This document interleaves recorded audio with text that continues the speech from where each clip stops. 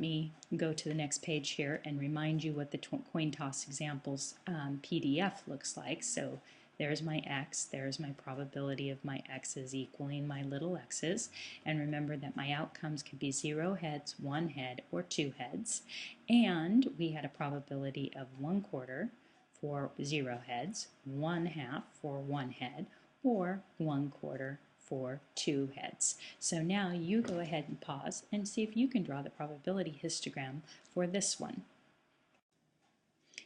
All right, so hopefully you've kind of taken some time and done this for yourself. So let's go ahead and draw this. So I've created a little probability histogram over here. I've titled it the probability histogram for the number of heads, I should say, in 2 flips of a coin. Titled down here is my random variable of number of heads, and the probabilities over here. I've listed probabilities being very thorough from 1/4 up to 1, knowing that they won't be used anything above a half. I've gotten ready for evenly spaced little bars here, and my random variables are a 0 and a 1 and a 2. And so my random variable of 1/4 here is 0 is 1/4 high. At the random variable of 1 head in 2 flips, that would be up to a half. So that goes over there like that. And this one being my width there, and then my 2 heads, again, probability of being 1/4.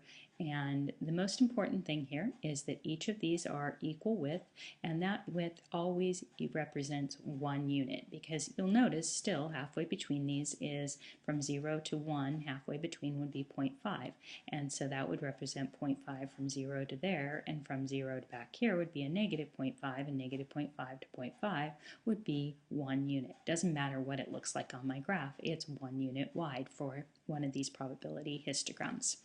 All right, now moving on to the characteristics that we can see from these. We can still see the shape. In this particular one, you see that it's pretty symmetric, almost bell-shaped there, and we can use the histogram to actually compute the variance, and we're going to see how we can do this in just a second. And we can also see the mean, the balancing point. And here, what's very easy to see, the balancing point would be here.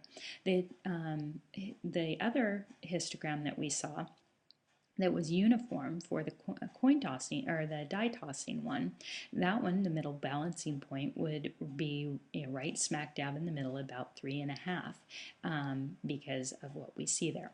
So we're going to find the mean, the shape, and the standard deviation for the coin flipping, and then you're going to do the one for the die example. So from finding the mean from a PDF and from the variance of a PDF, I did this back in our chapter 3 in finding the mean and the standard deviation from a frequency table. So we've already had some experience with this, and it's exactly the same thing here. It's just that our frequencies are our probabilities, right? So that's tied up with the F's and the N's. So we don't have to have any division by an N because it's already wrapped up into these probabilities.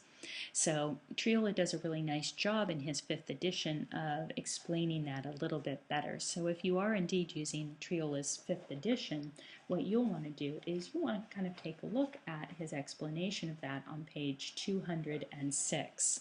So page 206 of Triola's 5th edition, Essentials of Statistics, is going to give you an explanation for these 2 formulas right here if you're interested in finding those.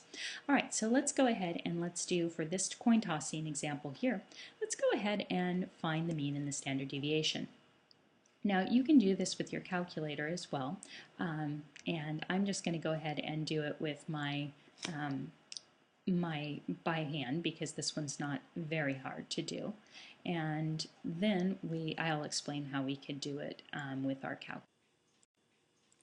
All right, so we're going to make this table of the to find the mean and the standard deviation. So I have my x's and my p of x's, and then I'm going to need my x times my p of x's to find my means, and then I'm going to need my x squareds times my p of x's to find my standard deviation.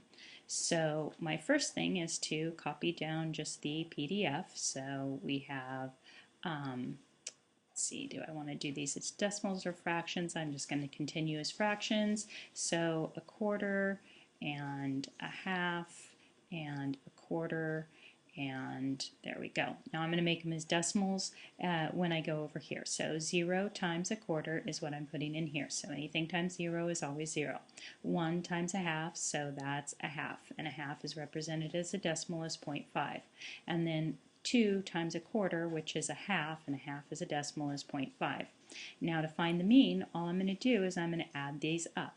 So 0.5 and 0.5 is 1. And remember, that's what we talked about as being the balancing point of this probability distribution. So the mean of this, which we do represent as a mu for a population mean, because this is classic probability, remember, that's going to be 1. All right, now I need the x squared times the p of x's in order to find standard deviation. So x squared, 0 squared is still 0, times a quarter is still 0. And then 1 squared is still 1, 1 times a half is still a half, and a half represented as a decimal is 0.5. And then 2 squared is 4, and 4 times a quarter is 1, and so we have 1. And then I need to add these up as well, and that's going to give me 1.5. So we have that as a start for using this variance formula. So I have to find the variance before I can find the standard deviation. So I'm going to go as standard deviation here, the sum of these values, so that's my 1.5 there. That's this part right here in this formula. So right here. And then I'm going to subtract the mean squared from that, so minus 1 squared. And so 1.5 minus 1, that is going to be 0.5. So that's my variance. Now remember, I need the square root of that to find the standard deviation. Again, using the sigma notation because this is a population. So the square root of 0.5. So I'm just going to pull up my really simple calculator here, and I say, oops, that won't work, will it?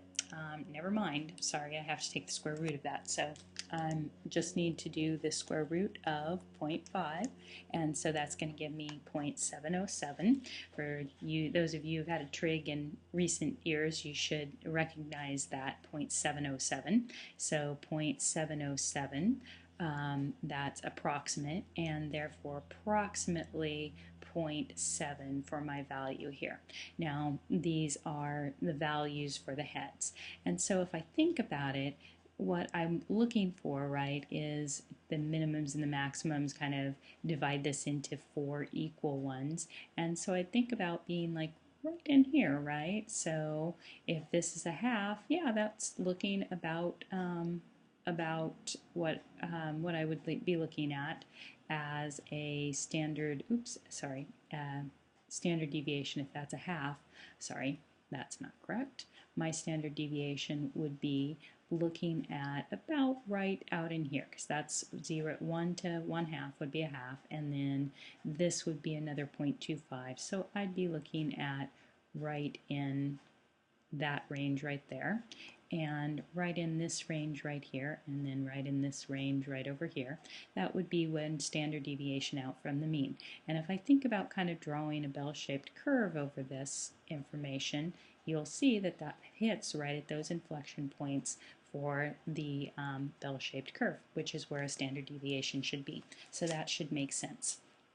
All right, now this other formula for my standard deviation, or for my variance here, this one you can also do, and it's quite easily done on your calculator.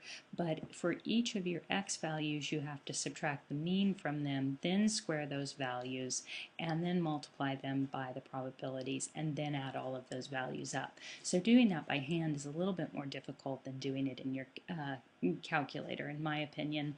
I like the formula that I just use when I have to do this by hand.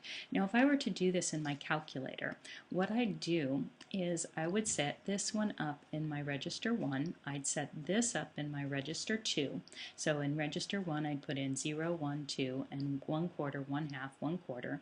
And then in register 3, in L3, I'd go up into the L3 area, and I'd say L1 and then times L2, and that would give me all these values. And then to get this right here, I would do one variable statistics, And on the one variable statistics for L3, what I would be looking for there would be the sum of the x's, because the sum of the x's, remember, says it's just adding the values up in L3. And so the sum of the x's, you'll see if you do that, would be a 1 in that case. And then to get this one over here, I would do in the L4 register, I would go up into the L4 register, right, and I would say L1 and then quantity squared, so I do L1, second function, the number 1, and then I do the x squared key, which is kind of over in the left hand side right above the 7 key, diagonal from it actually, and then I would say times, and then I would do L2, and that would populate the L4 register with these numbers. And then to get this number, the 1.5, I would do one variable statistics on my L4.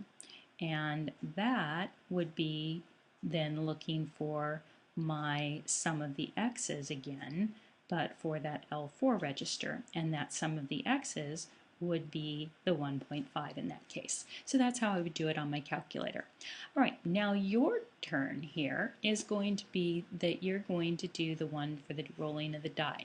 So we had the x's 1, 2, 3, 4, 5, and 6, and each of these values are going to give us 1/6, right, all the way down here. And then you're going to do all the computations that I just did for the mean and the standard deviation. So what you should do is you should turn off the video and you should try it on your own so that you see if you can do this. And you could even use your calculator if you want to.